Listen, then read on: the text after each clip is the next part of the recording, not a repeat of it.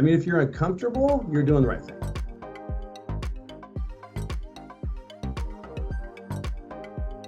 Like, you should feel like, oh, I'm afraid to do this, but I'm kind of excited to launch it to see how it goes. And we've done some stuff that wasn't perfect. You were talking a little bit just a minute ago about kind of like finding yourself, finding your authentic self, finding who you really were on camera. You know, obviously, you know, that's going to always be a challenge for any agent to like find this balance where you're showcasing property. You want to showcase the property effectively, but you also want to be like true to yourself. How are you navigating that balance, and what advice do you have for other agents that are trying to find that balance for themselves? I think it's kind of like working out. Like, when people start working out, the first 2 weeks, they hate it, right? Then they get through a month, and then they start feeling like, okay, this is good. Then they start seeing like, okay, like my shoulders are looking better. I'm like losing weight. Then you get in 2 or 3 months. Then you get to a point where it's harder not to work out than to work out. This is a process. And the more you take risks, the more you do, the more consistent that you are with whatever you're doing.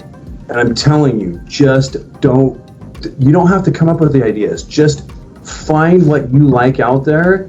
And I think that's honoring what your voice is and start doing that stuff. And as you start getting feedback, it will just kind of morph into what it is that you do. And I think that's what it's about. Building a huge brand awareness where you're the expert, you're likable, you're authentic is key. And I don't know that there's a perfect metric, except for the more I do, the more opportunities I get. The other piece is what we can do specifically to activate buyers or sellers on different campaigns, right? And so we're always like, is this attracting more buyers? Is this attracting more sellers? Is this attracting more investors? And how do we really like keep accountability for that? We're very specific in how we do things. And it's amazing how you have the big branding bucket and then the specific campaigns to get more sellers. How if you do those things thoughtfully by design, and we could talk more about that on the weeds, you will see a huge return on whatever you're doing. That's awesome. Are you doing any paid social media, or is it all organic for you?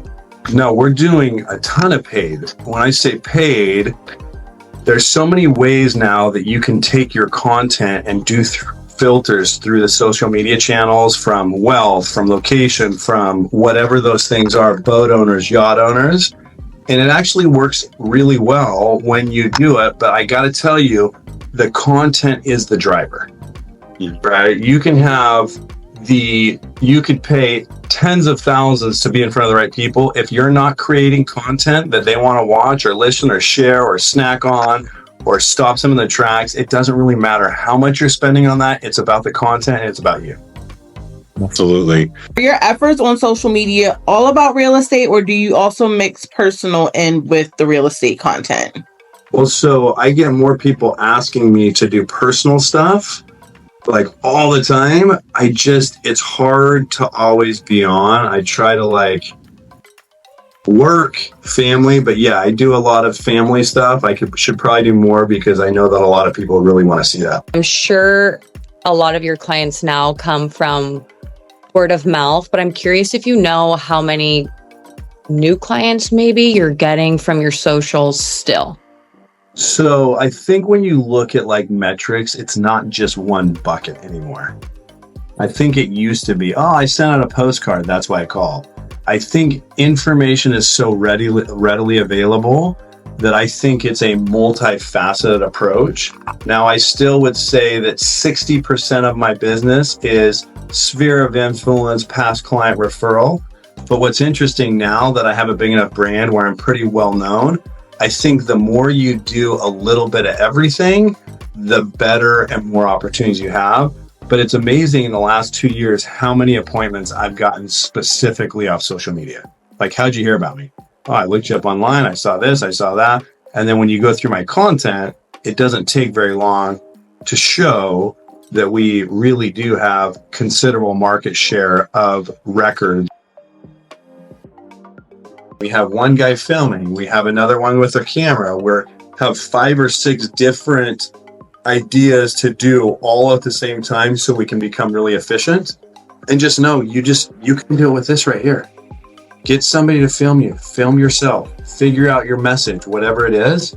But it's like now we've like every time we're filming an architectural at a house, because we generally do that for every listing, which is kind of like the flyby, that we're also doing a talent film. We're also doing social media shorts, so we can really take advantage of that opportunity. And it doesn't take me all day, right? So a lot of planning, a lot of designing.